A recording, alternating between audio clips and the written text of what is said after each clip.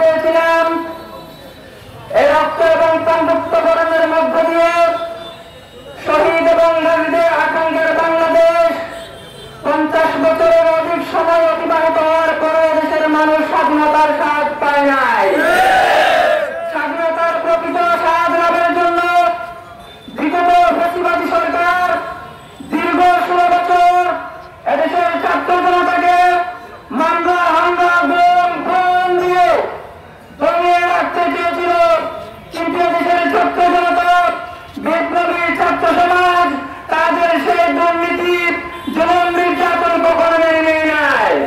1 বছরের মাথায় বাংলার মানুষের গণতান্ত্রিক অধিকার, ভোটাধিকারের অধিকার নিশ্চিত করার জন্য জামাত শিবিরের নেতা কর্মীকে আবার রাজপথে নেমে আসতে হয়েছে।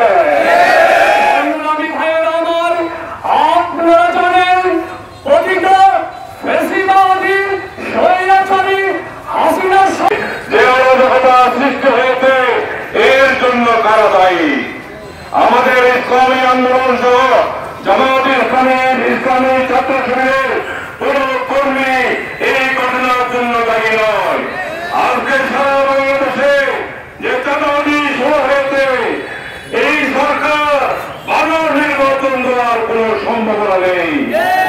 আমরা আমাদের জাতীয় নেতারা জামাত ইসলামীর কেন্দ্রীয় আমির সহ জামাতের নেতারা বলেছে আজকে স্থানীয় সরকার নির্বাচন দেওয়ার জন্য সকল রাজনৈতিক দলগুলো ঐক্যবদ্ধ হয়েছে, কিন্তু আমরা দেখতে পাচ্ছি একটি দল পাশ কাটিয়ে দিয়ে নির্বাচন সরকারের এই সড়কে সংবিধান স্বীকৃতি দেওয়ার কথা বলে এই সড়ককে সংবিধান স্বীকৃতি না দেওয়ার চেষ্টা করছে।